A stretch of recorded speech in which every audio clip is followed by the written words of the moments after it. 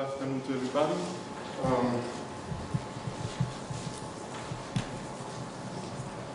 In this presentation, we will discuss about the thermoset resins, such like epoxies, which are materials that are very prone to solvent absorption. And this is actually one of the most frequent aging processes affecting these materials. In particular, water absorption is considered as a cause for producing some transformations in the polymer network, affecting also some important mechanical performances and properties. We can mention the swelling of the material, which may give rise to internal stresses, and also plasticization and the strength reduction and degradation phenomena going on during absorption of the polymer. So hydro or hydrothermal conditioning is usually implemented in order to reach an accelerated saturated condition of the polymer, and then a number of physical, chemical and mechanical techniques are generally used to characterize the saturated polymer. We can mention just a few of these typical techniques, such like gravimetric analysis to investigate the diffusivity kinematics of the water. Dynamic mechanical thermal analysis is also used to investigate the changes in the polymer network properties. And finally, some experimental strain analysis techniques to measure the effects of the swelling, such like Moiré interferometry, deep graph fibers, and so on. In this work, we propose a photoelastic stress analysis to directly measure the hygroscopic stresses arising during the process of water absorption. As far as we know, this is the first time that the photoelastic technique is implemented for such investigation. And also we will exploit the direct evaluation of these stresses made by photoelasticity to run some conclusions on the fracture toughness behavior of the resin, and how fracture toughness is affected during the absorption process. A quick look at the outline of the rest of the presentation. So we will describe the materials that have been analyzed and how we implemented the hydrothermal conditioning. We will present the gravimetric and DMTR results. We will discuss about the photoelastic setup and the quantitative analysis that we implemented as well. And finally, look at the results for uncracked and cracked samples. So basically, the epoxy that we considered for this work is an epoxide monomer called JEBA, which stands for the BCD letter of bisphenol A. And this is considered such like a sort of a model epoxy, because there are many works in the literature that just use this monomer.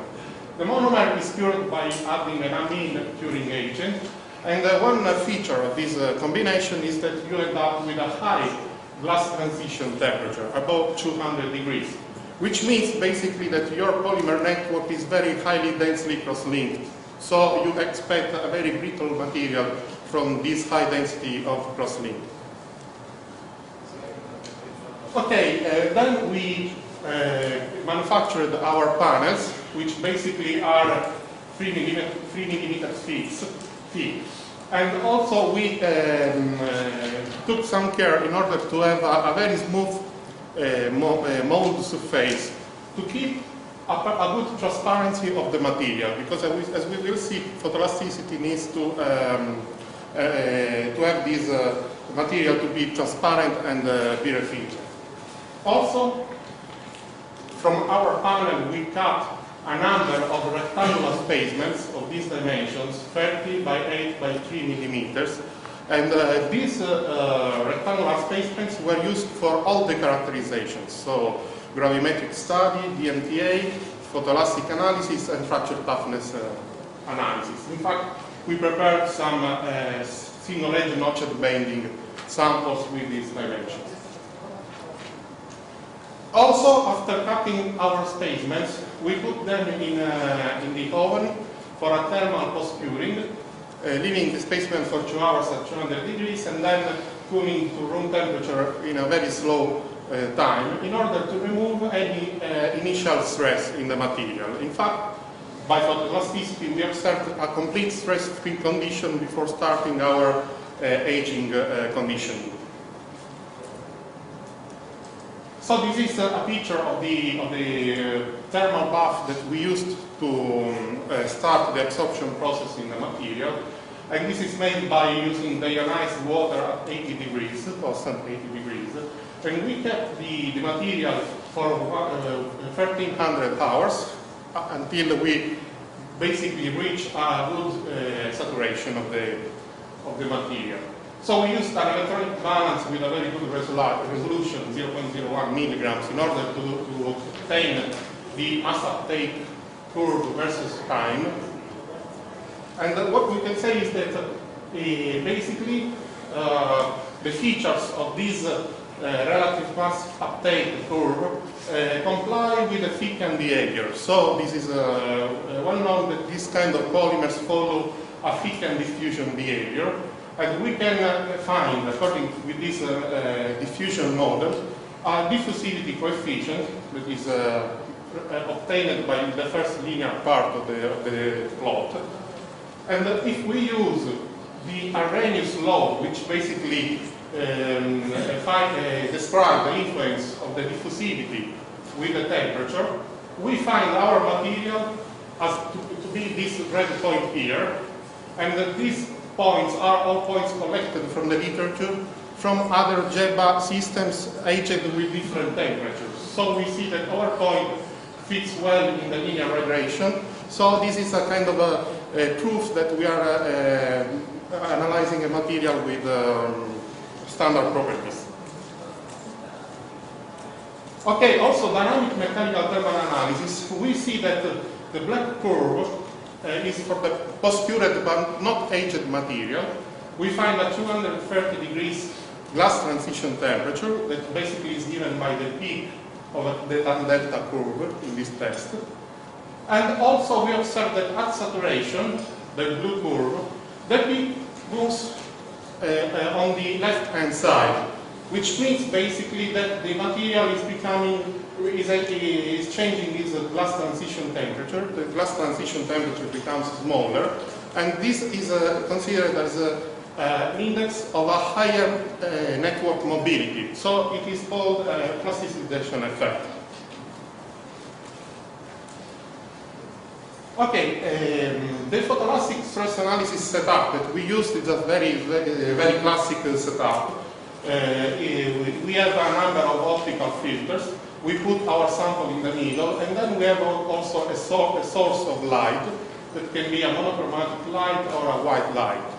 So basically, we observe by means of a CCD camera or a photo camera the fringes, the photoelastic fringes coming out from this polariscope. This is a picture of the setup. Okay, the first image of the photoelastic analysis is shown here. We have a collection of nine pictures of our rectangular samples taken in a circular polariscope. So you can see here the isochromatic fringes in white light. Basically, these fringes, isochromatic fringes, are the loci where sigma 1 minus sigma 2 is a constant. So the principal surface stress is different, is constant along the fringes that you can see here. Also, the black color means that sigma 1 minus sigma 2 is 0. So as you can see, at time 0, we have the specimen that is all black. This means that there are no stresses in the initial condition. But as long as the water absorbs the material, we see that there is a quite peculiar distribution of isochromatic fringes arising in the material. And in particular, in the first 72 hours, these isochromatic fringes are quite intense.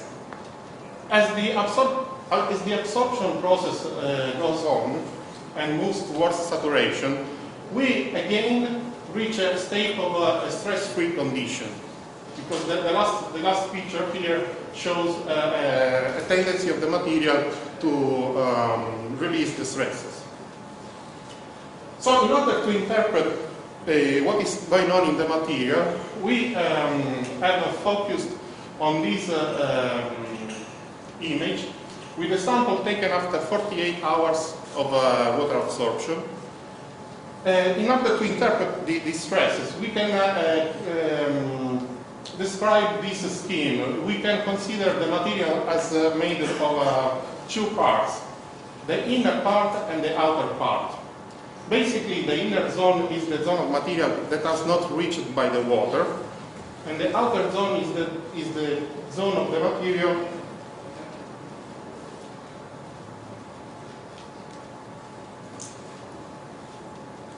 where the water is producing some swelling.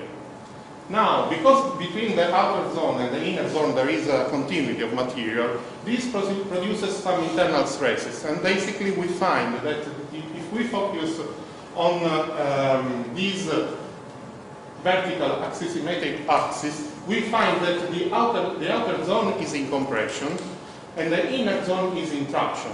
So if we basically focus on sigma x, which is in this direction, x is this direction, basically we move from a compression on the border to traction on the inside. And this is due to the mutual constraint of the inner and outer zone in relation with the swelling of the material.